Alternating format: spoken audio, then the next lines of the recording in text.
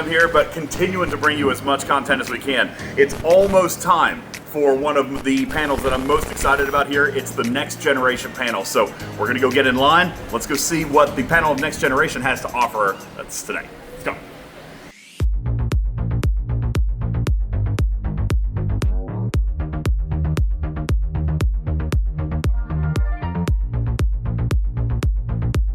So without any further delay, folks, let's roll right into this. Please get loud and welcome to the stage, LeVar Burton, Brent Spiner, McFadden, John DeLancie, Wil Wheaton, and Denise Crosby. Let them know.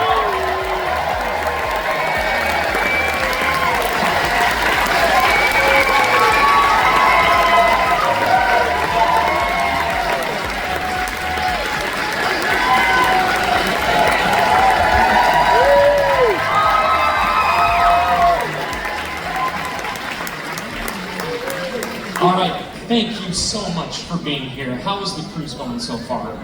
Been awesome. Awesome. Well, JT. It's a little wiggly. It's a little wiggly. No seasickness though. No? Yes. Yes? Yes. Not now. I have so much in my system now. And this is a seaman's remedy. Anchovy paste. Anchovy paste right across your nose, right on the nose. Seaman remedy, that's what she said.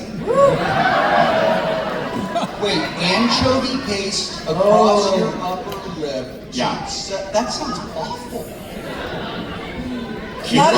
Not if you're an octopus. You're trying so hard not to vomit from that the seasickness bothers goes something like that. But John, how does semen work again? I didn't get that. We're not going there. This panel got real weird real quick. All right, so let's get right into it. So we were chatting backstage and we do want to hear from you. So we have our morale officer, Gina. Do you have a microphone? Perfect. I have a microphone. I'm not going to do any talking. We're going to hear, of course, from the panel, but we want to get your questions. So how this is going to work is if you do have a question, we're going to have you line up in the aisles. I'm going to stand over here in this aisle right here, and Gina, if you would be so kind as to hang out in that aisle right there. Just because we have washed our hands and we want to keep everybody clean, Gina and I will be the ones to hold the microphone, if that's okay with you. And for the courtesy of everyone here, please only keep it to one question, because we know we only have so much time and we want as many people as possible to be able to ask questions in the allotted time. So again, if you do have a question, just come on over right here, line up by me or line up by Gina. We'll be on either side, both aisles here. And again, to our panel, thank you so much for joining us. And Gina, everyone came to you and no one came to me, so go for it. Thanks everyone for coming. Sorry that Jonathan couldn't make it, so I thought I'd do my best to channel Commander Riker, although clearly it's a transporter mishap where he came out short. Anyways, my question is, at the very end of the series finale, there's a scene where Q is about to whisper something to Captain Picard. He's in his judge's gear, his robes, and then he pulls away and doesn't say it. And I always wondered what he was going to say. Now I do have a theory, because at the end of Picard Season 2, he says, Picard, you matter to me, you matter to me. And I wondered, is there anything official as to what he was about to say and never did? Did anybody intentionally bring that full circle, or is it up to our imaginations? And if so, does anybody else have a better thought as to what he might say? Can I just say something? This is a Next Generation panel.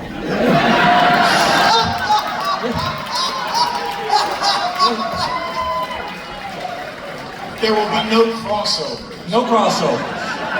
It is an Next question. Yeah, Denise and I were about to leave. Bye guys, it's been great. Thank you, this has been awesome.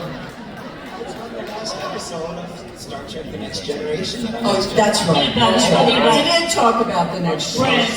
Yes, he did. You know what? I think I got the times wrong.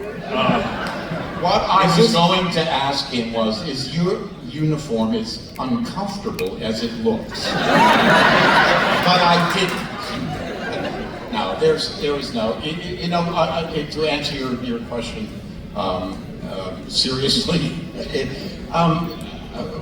We are all schooled in being able to do things that get sent out into the ether, and people like you go, oh my God, what was that about? What was that about? And the same thing with, with Whoopi going,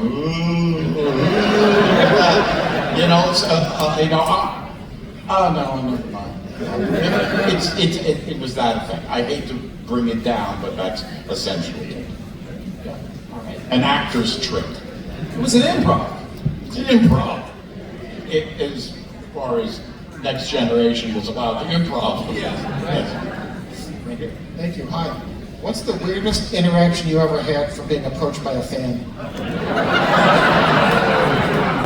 You know, the thing about this question is that for a lot of us, the line between, and this is going to sound like a joke and it's not, but the line between weird and terrifying is so thin that when you ask that, like, we got to be careful how we answer this question, because you don't want to like give anybody ideas. That line between weird and terrifying, the line continues to love. It does. So you don't know. Yeah, you don't know where it is. Yeah. I think the weirdest thing that happened to me was, I'm not even going to say what country it was in or at what time period, but it was one of my early conventions, and somebody passed out. We were walking, and someone just kind of fainted, and I was in the group, and this person angrily looked up to me and said, "You're a doctor, do something!" And I mean, it was fierce, and I was like, blame me, and I'm like, no, I'm not a doctor, I just played a doctor. I mean, that was weird. That was weird. There is a gentleman somewhere in the world right now, in his 60s or 70s, that has my face of Tasha Yar completely tattooed on his back. From his neck to his butt crack. Is that you? Oh my God! Finally! I've been looking so long for you. See? Weird, terrifying, love. Where does it end? It kind of blends. No one in this room knows. What is it you have planned, sir? One time my wife and I were in San Francisco waiting for a light to change so we could cross the street, and a guy came jogging across us, and he clocked me, and there's a look, okay, I know that this guy recognized me from my work. And he does the jogging backwards thing, which is funny, and then he does the jogging in place thing, which I do as a runner, which is funny, and he says, "I love you on The Big Bang Theory," and I say, "Oh, thank you so much," and he goes, "I know that your character name is Wil Wheaton, but I don't know what your name is." This is a true story, and I said, "That actually is my name," and he said, "Wait, you're a real person?" And I said, "I assure you, sir, I am a fully functioning human being with a backstory and everything." And he was super happy and just kept on jogging. I have one that I've told before, but I'm walking down the street in New York where the blocks are very short, and I get up I start my walk, and then there's a guy who started his walk towards me, and your radar has to be sort of up and running and what have you, and I went, ooh, this is sort of a scary looking guy coming my way. And I move a little this way, and he moves this way, and we're getting closer, and then I move this way, and he gets right up to me, he breaks that barrier that we're supposed to, and he goes, "Are you Q?" I said, "Yeah." I figured I was going to get mugs. Are you Q? "Yeah." "Can you bring people back from the dead?" I said, "Well, only people I like." "Cool." And then he walked on. So, Wil, over here, I know you have a Shatner story that I heard before, and it'd be great to hear it again. Maybe some folks haven't heard it. And I was wondering if you could tell that Shatner story when you first met him. It's such a long story. The short version of it is he was very unkind to me on the set of Star Trek V and hurt my feelings deeply. And I came back to my spaceship and everyone could tell how upset and how hurt I was. I went over there in my uniform and everything, and I came back. I was like 14, I think, and I came back, and every single person in my cast was like, "What happened?" And I was like, "He was so mean to me." And every single person was like, "Do you want me to go kick his ass?" Every single person was like, "Have your own." Now I'm trying to be kind to him, and I'm trying to be like give him a little grace, and maybe he tried a joke that didn't land. It didn't feel that way to me. It felt very cruel and intentional. But he did. Because it was.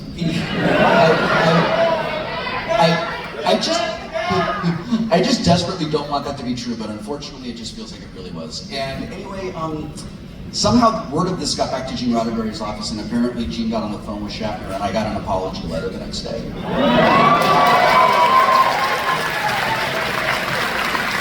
Here's my question. By the secretary? Probably. Have you forgiven him? Yeah. I mean, I don't need to carry it anymore. You know, he's in the years since, he's an interesting guy. You never know who you're gonna get. Sometimes you get this incredibly funny, charming, hilariously funny guy, and sometimes you get the crankiest, meanest old man in the world. You just never know who's gonna show up. And he'll be honest about that. He'll be like, "Yeah, I'm just feeling like a dick today."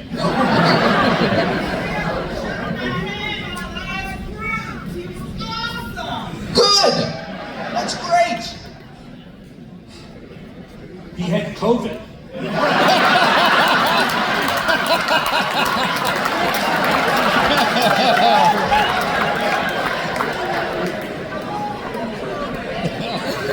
Hi there. TNG was my gateway to Trek, so thank you so much. Was there a moment while filming TNG where you had to stretch yourself as an actor? That was challenging, you know? Yeah, when there was the episode with the vortex, I had to stretch my feet towards, I was on a chair and on a wire, and they were stretching me so I would be horizontal. That was a big character stretch.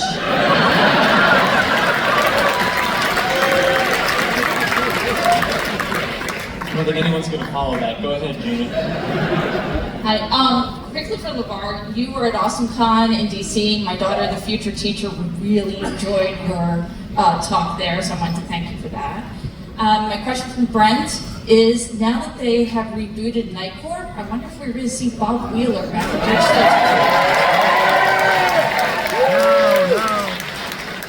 Well, I have to tell you, last Friday night, a week ago, I finished doing an episode of Night Court.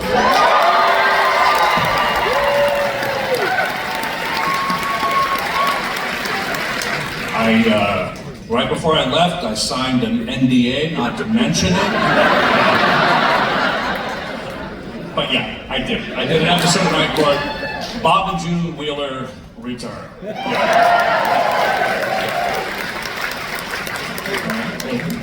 When we were doing Next Generation and I got to sit across the thing from Brent, he would occasionally do Bob Wheeler for me. Like, just for me. Like a little performance for me. I'll do it for you tonight if you Really? Yeah. Suck it, everybody who's not me. So I also have a question for Brent. So a little background. Data he's someone I can really relate to. As someone who's autistic, I just see myself in him so much. And I just wonder, what was it like to just be Data? Like, did you have just like such a love for him, I guess? I loved him more than any of the other characters.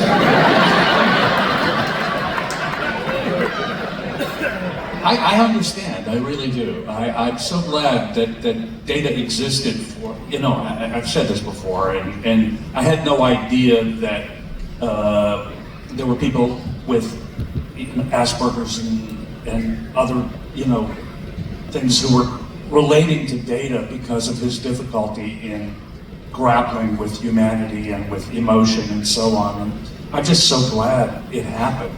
And I had nothing to do with it, really, other than to be there and be the lucky guy who got to share that with you.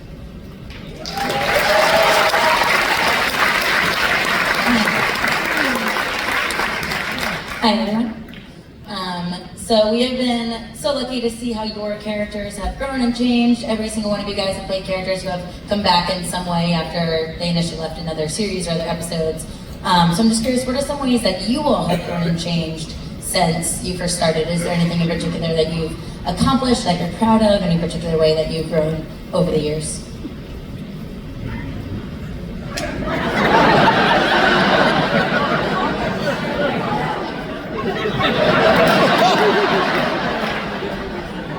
I feel like a mic hog, but I'll take a swing at that.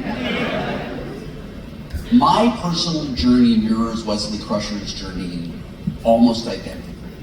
And I am at a moment in my life where my job hosting the Ready Room gives me the phenomenal privilege to interact with every current Star Trek show. I get to touch every universe. I get to know all of these amazing, wonderful people that I'm crazy about.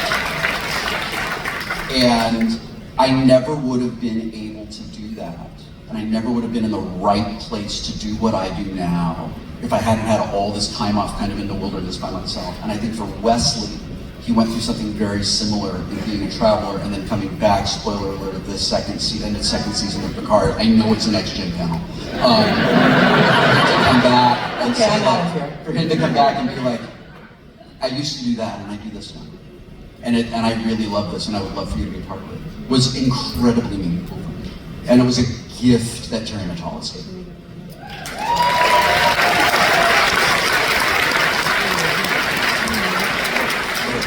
Hello, everybody.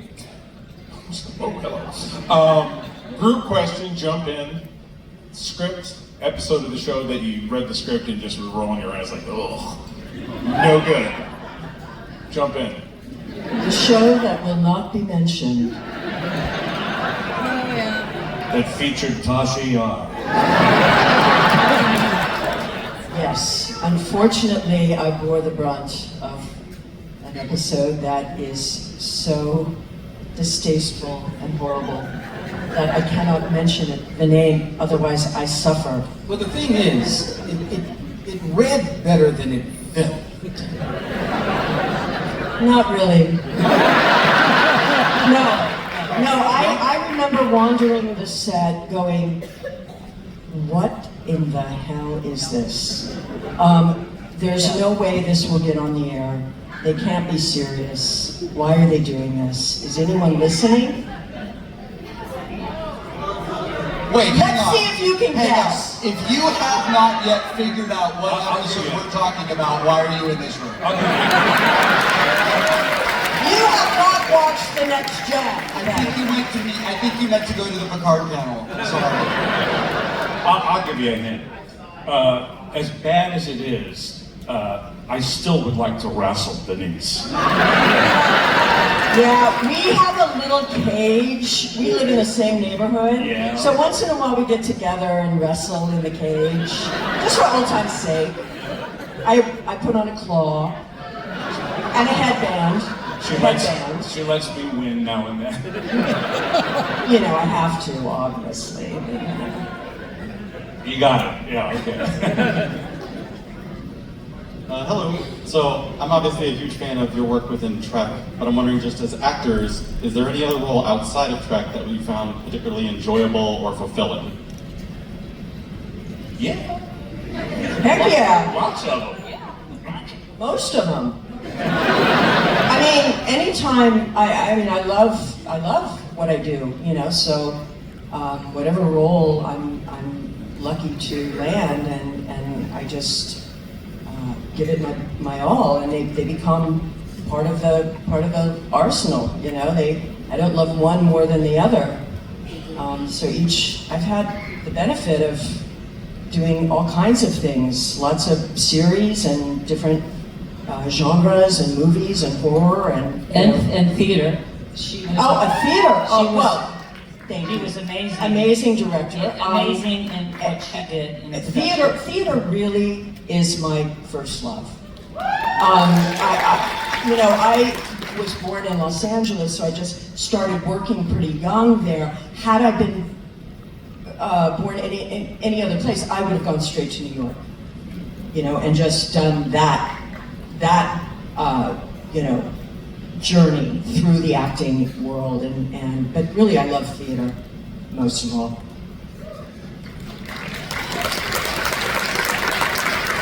Hello. First I want to tell LeVar, my sister-in-law, Marcia Stefano, is a librarian and she loves you so much, so I just need to tell you that. Librarians are the new cool, y'all. So I'm probably one of the earliest, I guess, Trekkies. I just started watching Star Trek in May of last year. Welcome. Thank you. And my husband Dave, he actually got me into it. I had a really bad tragedy happen in May, and he said, I'm going to take you out of this world that you're living in right now and bring you into Star Trek because it'll heal you. And I'm not trying not to. But Star Trek healed me, and I just want to thank you because sometimes you don't know every day when you're coming to work and you're, what is on this Kraft Foods table? What is going on? I can't believe this. They killed me off. Like, all these things. And you don't know that years from now, that Julie got healed by something that you did and you performed. So,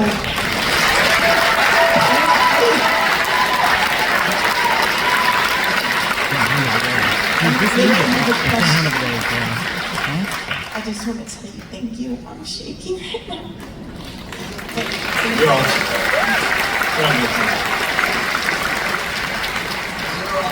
Something that is relevant to that, to what you just said. All of these new Star Trek actors are coming to the radio. They're brand new, and they tell me that they grew up watching us and they done stuff. And I get to tell them, do you really know like what you're part of? And some of them do, and some of them don't. And I've said to some of them, like, what you just said. There are days where you come to work and you're like, man, I worked late last night, I don't want to do this today, and my costume is uncomfortable, and I hate the way my hair looks, or whatever it is.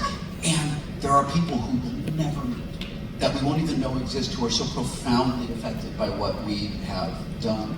And I watch in the new actors, I watch this light turn on inside of them as they realize, oh wow, I get to do this. So Jack Quaid came back to the Red Room after like 2 years.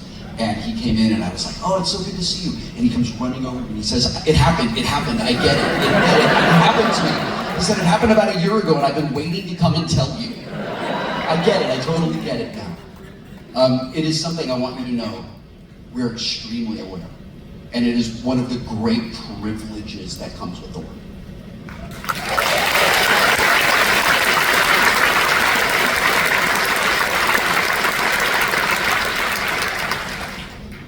I'd like to thank you all for being here. But also, what would you say was your favorite costume piece besides the uniform that you wore during your time on TNG? Oh, duh. The naked man. Oh yeah. That, that was before children. I have a story about a costume. That's not what I remembered about the naked man.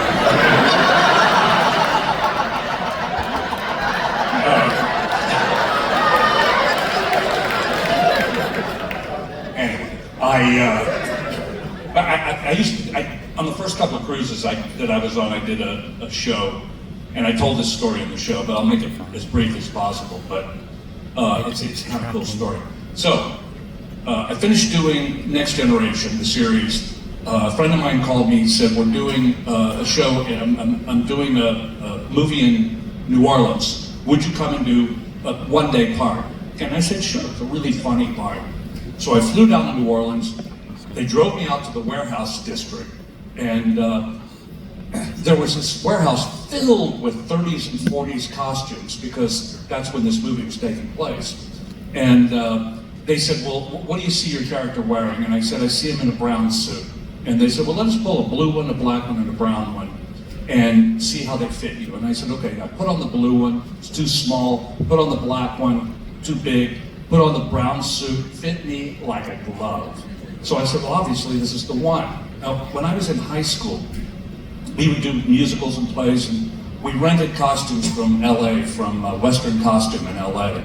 And I wore a jacket once, and I took it off and I looked at the label inside, and it said Ray Milland.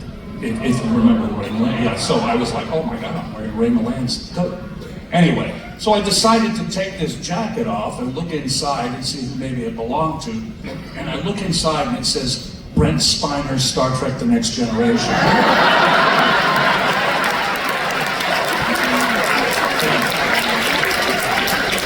All of our heads chilled. We were like, oh my God. I mean, it was 5 years, it was the Sherlock Holmes jacket. And 5 years and 1,500 miles later, me and that jacket came together again. Just out of thousands of costumes. And they asked me, well, do you want to take it with you? And I said, no, I'm going to meet it again somewhere. I was doing a show, and just as Brent said, you get costumes and what have you, and sometimes you look inside there and you see who it was for. And I was taking my costume off, and I had been given underwear, which was sort of, odd, but I was given underwear. So I put on the underwear, I did the show, what have you. I'm taking it off and I see that there's a name tag, Robert Redford. So I said to the costumer, can I take this home? My wife would really enjoy this. They said yes. Wow. She carries it in her purse to this day. Well, here's my question. You didn't have your own underwear? I mean, it was because they... I know, it's so strange. Yeah, you have to wear underwear, John. I'm sorry. This character calls for underwear. Since we're talking about, we're good at acting stories here, but I was doing Hooperman, and I was playing somebody in full drag, everything. And at the end, this is a story about sympathizing with all the women out there. I finished the show. I'm getting undressed. They said, we'll help you get undressed. I said, yeah, actually, I'm going to need that. So I'm cleaning off my face, and the wig is taken off, and what have you, and I'm now just in my bra and panties. And my high heels. I asked him if I could take them all home. No. And so I'm there, I'm bent over like this, I'm cleaning my face, I've got bra and panties like that. And the guy unzips or unclips my bra, and I would remember going, oh.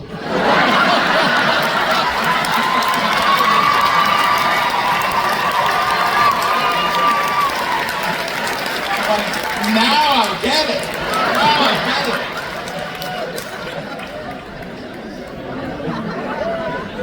First of all, I want to thank you for... I'll pull it together, I swear. I want to thank you all for helping me through medical problems, surgeries, MS exacerbations, and all that. You all kept me going and laughing. But here is a question. How many times when you are filming do you drop out of your character and go into improv? And how much of that stays in the film and not on the cutting room floor?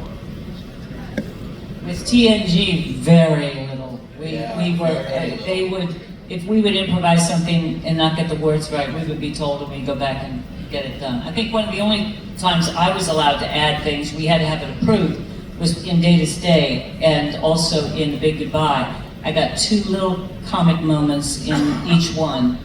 Those were the only ones that I was allowed to do. Everything else was word for word, pretty much. Yeah, the words were really important to them, but they were very generous in terms of how we interpreted the words. I mean, nobody ever came down and I don't ever remember having to redo something because of the way I interpreted it. So that was sort of our improv.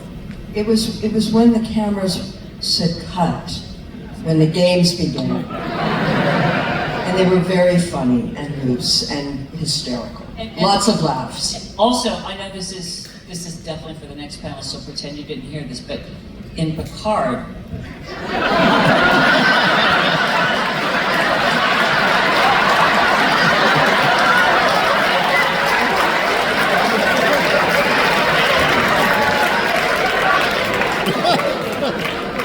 oh, don't come back.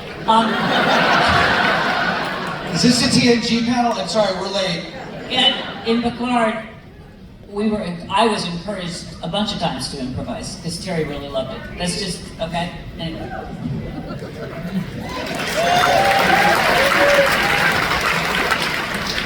Hi, this question is for the group. I'm just really glad to be here, and I'm interested to know what inspires you today. What are you reading? What are you listening to?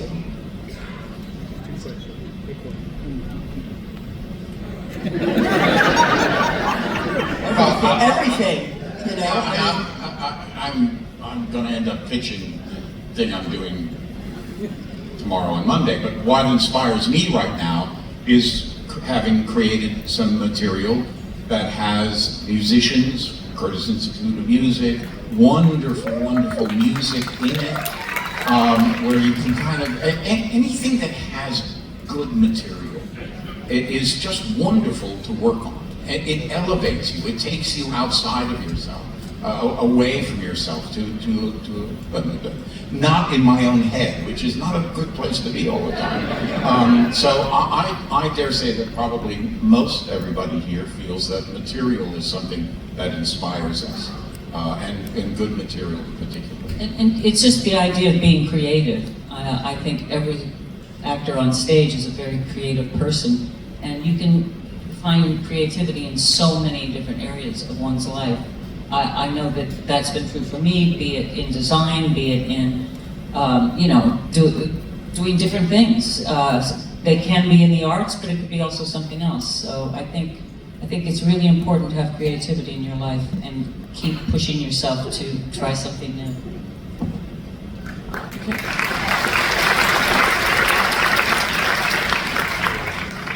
Please express to Marina, Jonathan, Dorney, and Terry how much we miss them and invite Sir Pete, as we'd like to see you all. My question is, other than technobabble, has any useful skill remained in your life that you would like to share? Other than technobabble, have we retained a useful skill from our time serving aboard the Enterprise? Well, I mean, I do surgery on weekends. I mean, I'm not allowed to really talk about it, but when's the last time you ever experienced a warp core breach in America?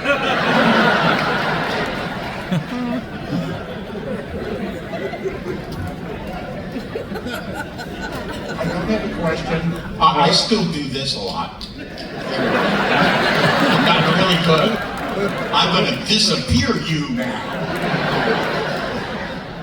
I've been a science fiction junkie since I was about this tall. And I just want to thank all of you from the bottom of my heart for being part of my science fiction universe. Thank you very much.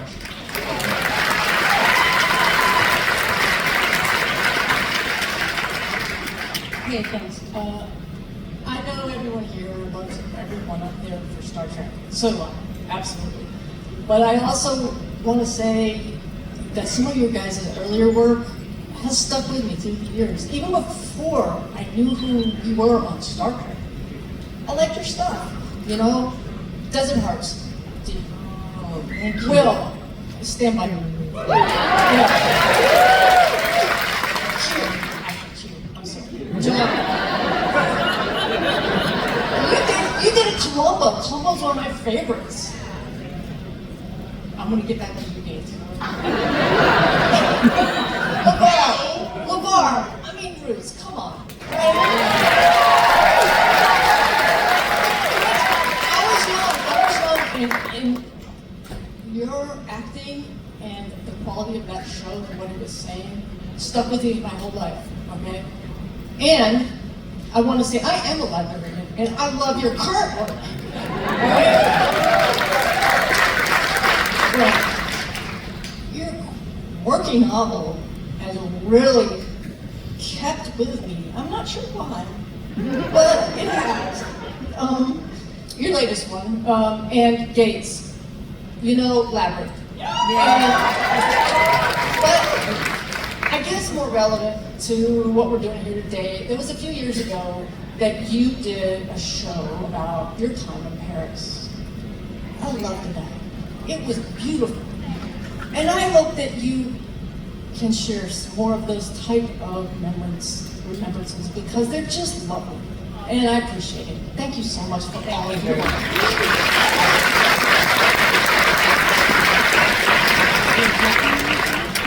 Hi there. My question is for Gates, but LeVar, I have a friend back in Albuquerque named LeVar. He's Navajo, and he'd like to say hi. He was named that. How does he spell it? The same. L-E with a capital V? Yes. A-R? The same. I love that guy. He loves you too. Gates, back during your hiatus from Next Gen, you played Doctor on The Hunt for Red October. Do you see that series as a road not taken? No, you know what? Well, yes, but it was not my fault that we didn't take the road. It was Alec Baldwin's fault. I was already like, let's go that way. Hey, whatever happened to that guy? He asked, the trial is beginning this week. I mean, it is. Anyway, no, I loved working with Alec. He's a fantastic actor. I loved him. But he asked for a whole bunch of money for the next one. When I was hired, they were talking about 2 movies, but Paramount didn't like that he asked for so much money, and so they just said, screw it, we're gonna recast. And they couldn't have me with someone, you know, they had to recast both, so yeah, it was really hard. Thank you. I was really happy to have my space mom back.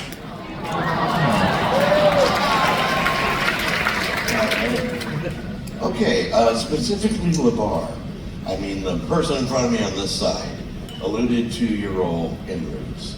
But from Roots to the chief engineer of the Enterprise and beyond, and all of your work teaching and encouraging children to read, are there any of these that really sticks into your mind as this I have done good?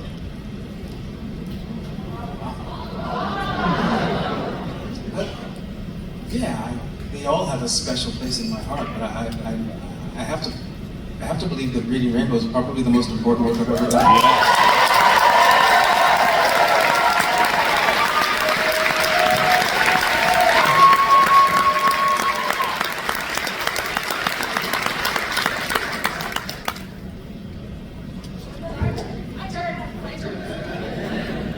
I hope this question doesn't make you guys uncomfortable. Any of you guys, any of you guys had crushes on each other? There's Data, Tasha Yar, Wil Wheaton, Ashley Judd, Patrick Stewart, Gates.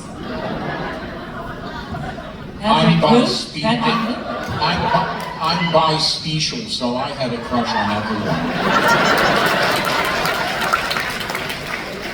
You only liked me as an Irish setter, don't get me.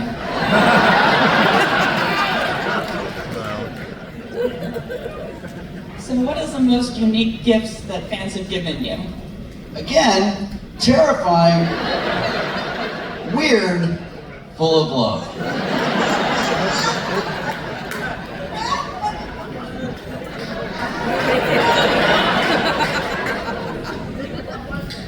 Fans have given the most incredible gifts, it's true. But you're right, no one can say it better than you just did. But just keep in mind when we're at a convention, if you bring like huge quilts and things, how do you think we're gonna get that in our hand luggage? I'm just saying. But the generosity of fans is astonishing. I have had fans who have helped me do props for a theater show. They have gone way overboard to help in productions and other things. It's extraordinary. And in fact, in what's going to happen on Sunday, you will see some things that fans have made me in the comedy hour. So. In 2014, I was at a convention in New York, and a guy comes up to my table, and he has one of Wesley's sweaters, the brown one that I wore in the pilot. I'm looking at you guys like you remember what costumes I wore. There's one costume you remember from the first season, and it's Denise's from The Naked Now. And anyway, it's like a cable knit sweater, you know, and I'm not much bigger than I was when I was 14. So I said, can I put this on? And he was like, yeah. So I run behind the curtain and I put it on, and it fit. And I was like, can I keep it? And he was like, you absolutely cannot. But I took a picture, it's on my blog, I took a picture and I put it next to the old one. Me in 1987 and me in 2014. And it wasn't a thing that was given to me, but the experience and the memory of being able to like feel that close to Wesley Crusher for that moment was an amazing gift. That was not a tangible gift, it was bigger than that. Did you guys see the shoes I had on yesterday were made by fans? I mean, they are killer great, and it's the second pair that she's made. I mean, extraordinary talent, a lot of crafts. I really wish I had been at the crafts then just to see what sorts of treasures. Do you make men's shoes? I had a gentleman come up to me not long ago at a con, and he had gone to the Christie's auction when they auctioned off, you know, costumes and props and whatever from the show. And he had one of my original spacesuits. And it was authenticated. He showed me the authentication. And he said, I'd love for you to put this on. And I said, oh, well, I don't think I could fit into it any longer. And he said, oh no, it stretches.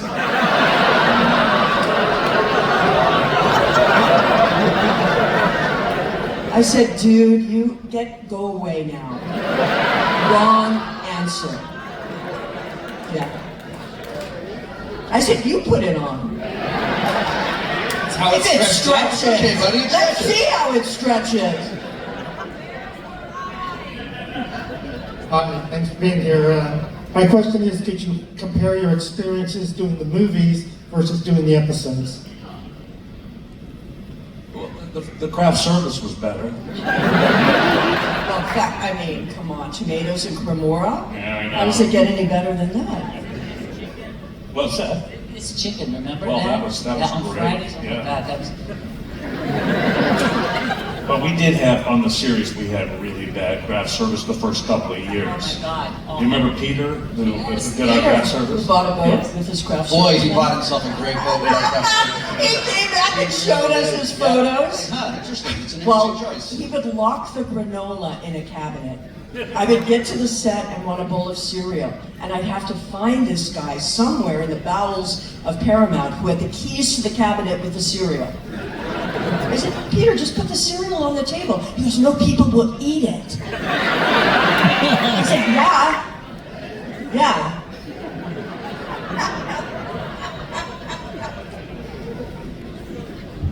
Hi, I'm Alicia. A little bit of a backstory. So Next Gen opened when I was in 7th grade, and we wrapped up my senior year of high school, so it really was my adolescence. And as a family, we would sit down and watch it, process afterwards, and there's so many social justice and political pieces right to Star Trek that I think one of the main reasons I got so focused on social justice and became a social worker is really thanks to all of you. So I really want to say thank you. And now, as a clinician, Will, thank you for being honest about mental health. The more folks talk about it and bring it.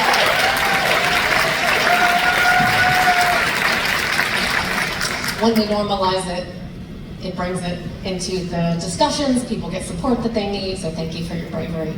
My question is there ever a question you wish a fan would ask that they've never asked? Well, I mean, I wish someone would ask, to whom should I write this $10 million check?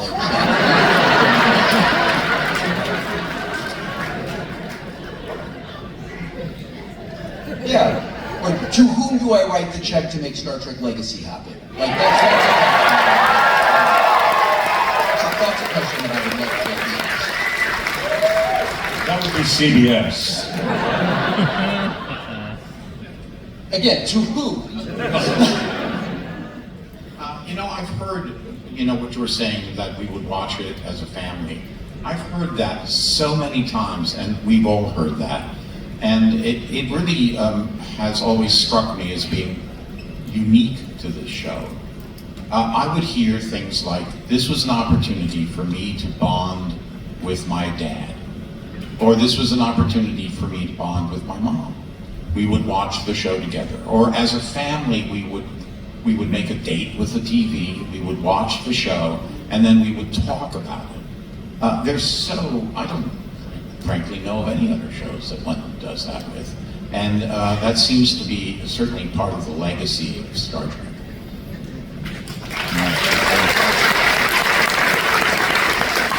It's a show, I mean, I think Star Trek, all the iterations, they teach you how to think about something that's out there, that you, out of the box. It's technology, science, and it's also family, and it's relationships, and it's doing things in spite of conflict that are for the greater good, which is something I think we need a lot more of today.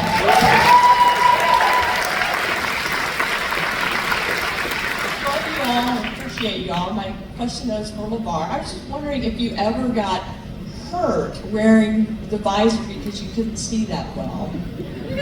Well, in the first season, I bumped into shit, yeah. I think the only thing that got hurt was my ego. I learned to navigate without being able to see my feet by using, you know, landmarks on the set. After 45 minutes to an hour, I get a little bit of headache, so I like to take it off whenever possible. But I do know that it made a better actor. It really helped me develop my voice. I think that one of the reasons why I love reading aloud so much is as a result of wearing the visor for 7 years in one movie.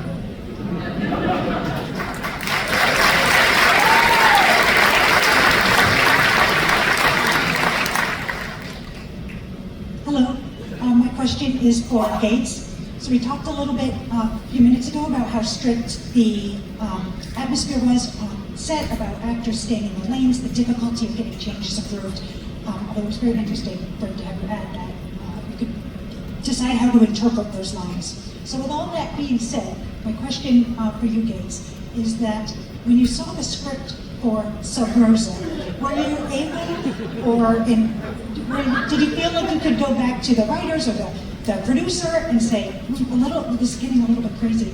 Or was it, you know, they weren't looking for that kind of input and you just kind of made some deliberate acting choices instead of... So are you suggesting that Rosa wasn't a typical TNG script? that having sex with a ghost lamp was unusual? Is that your implication? Erotic entries. That Beverly wasn't always running around in a nightgown and like drugged out of her mind waiting for Ronan? I mean, when I read that script, 7th season, I absolutely went, you've got to be kidding. After all these seasons, we find out that all the women in her family, in the Howard family, had sex with a lamp. I mean, seriously, it did put into question a lot of Beverly Crusher's behavior, and in retrospect, I would have probably played every single episode differently had I known that that's where that was her arc.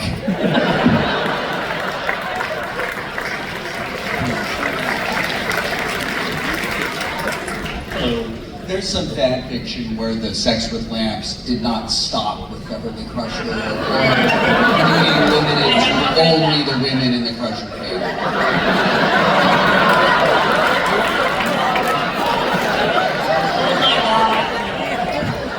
on to the next question.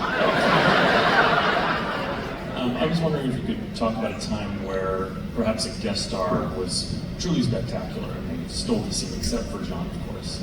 I'm thinking maybe Lal from The Offspring or a character like that. She was great. What's her name? Hallie Todd. Yeah. Well, and Hallie Todd, whose mother, of course, was Millie Helper on the Dick Van Dyke Show in real life. But no, Hallie was perfect. She couldn't have been better. That was. We had great guest stars. I mean, all the way down the line. Well, with a couple of exceptions, but mostly really wonderful actors.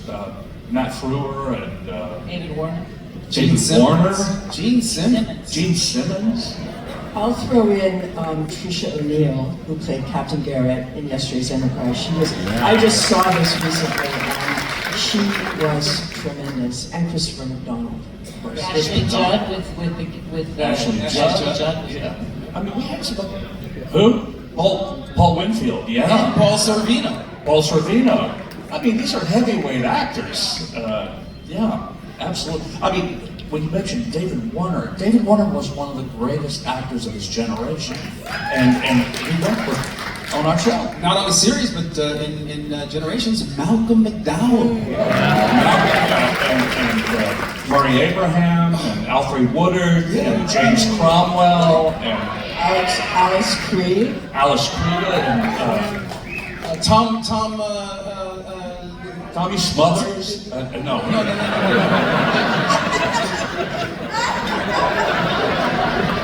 Tom Morello, he had a very small part, but he was there. What are you thinking about? Tom Hardy.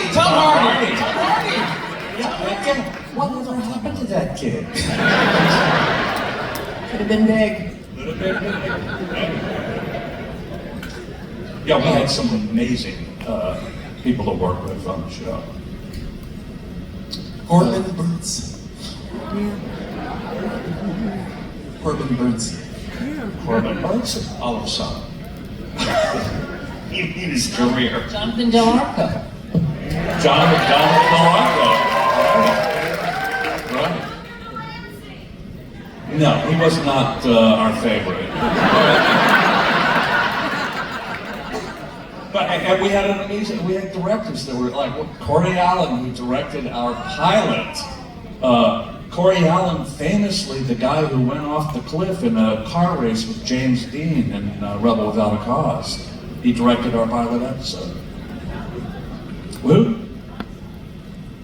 John who? John's son? Yeah, John's son. Oh, yeah, exactly. Yeah, I directed the both of them in an episode of Voyager. Yeah. Keegan DeLancie. Mick Fleetwood. Dude, Mick Fleetwood shaved his gigantic, amazing, I've been growing it since 1965 beard to be on our show, and then they put him in makeup, and it didn't even matter. But that's how much he wanted to be on our show. And Mick Fleetwood, what a wonderful guy, but he had the head of a fish, and he shaved his beard to play seafood on our show. And he had one word, and the word was food. And they beamed him in, and he went, what's the word? And again and again. And finally, they had to bring in a card that said food on it. I can see that card in my memory. I'm telling you. But a great guy, Thanks to alternate timelines, Q shenanigans, and other sci-fi stuff, I think all of you, or almost all of you, have had a chance to play not quite your character. And I'm curious, like, how you stay out of your head, or what informs your performance when you're playing, like, a hologram simulation designed by Lieutenant Barkley of your character. Dwight Schultz and Michelle Forbes, and yeah. Just sort of how you think about that when you're approaching the, like, this is not quite normal, or not quite who I am when you're playing that. Always an opportunity to do something different is a good thing. Exactly, yeah. exactly. It was heaven when they gave us something else to do. A change of clothing. I was finishing 2 series at the same time, and I was filming the season finale of each show, and I was doing them at the same time, and I was going from one set to the other. And the characters I was playing were very similar, but they were distinctly different from each other, and I was working such long hours and I was so tired that I had a piece of paper where I was like, Dr. Parrish is like this, and Chaos is like this, and I have to make sure that I don't blend them together, and I have to make sure that I keep them apart. And when I was doing that, I kept thinking about you being Data and Lord, and Dr. Saloon, and having to be all these different guys, and I was like, this is so hard to do. And I don't have to do it on the same day like you did. I was retroactively very impressed with it. I'm sorry I wasn't impressed at the time. I was young, I didn't know any better, that's on me. Yeah, I'm mature. Respect your elders. You know, I get to say that to people now, and it is so weird. Unfortunately, we only have time for a few more. Go ahead, Gina. On behalf of a lot of other Star Trek fans, I just want to say, Gates, thank God you were only gone for a year. We missed you desperately. And I know this is kind of cheating, but Gates? And what was the thing with the red hair? Did you want that? Did they want that? What? You look so good as a blonde. Whoa, well, you know, I think they wanted to have a dark blonde redhead on the show. I think that was part of it. But then they, you know, I got more blonde when I did First Contact, because I had been shooting something in Hawaii where I was blonde, sort of, you know, redhead. And I just went back to blonde. I'm having so much fun.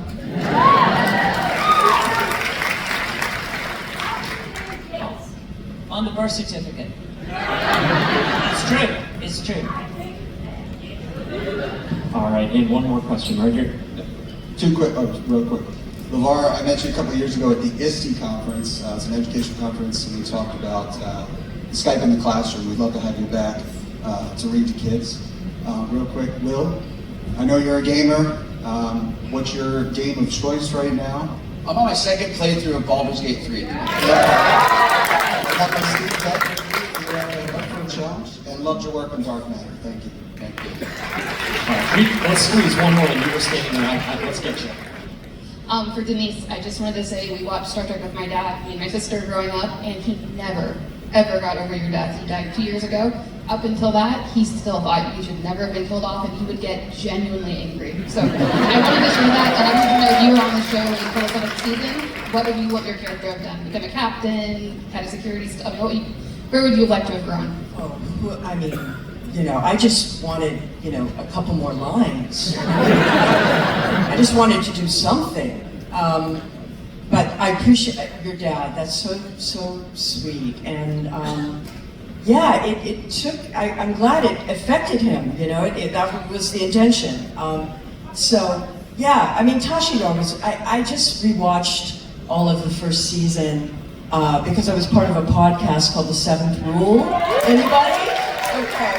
So these guys invited me on to go through the first season, which I hadn't seen in 35 years. So I watched them from now this perspective, at this age, at this distance. And I really loved that character. And I'm really glad I had the chance to play Tasha Yar. Yeah. I know, I'm still here. Thank you so much. I know these things go by so fast. Can we have one more big roar for all these players?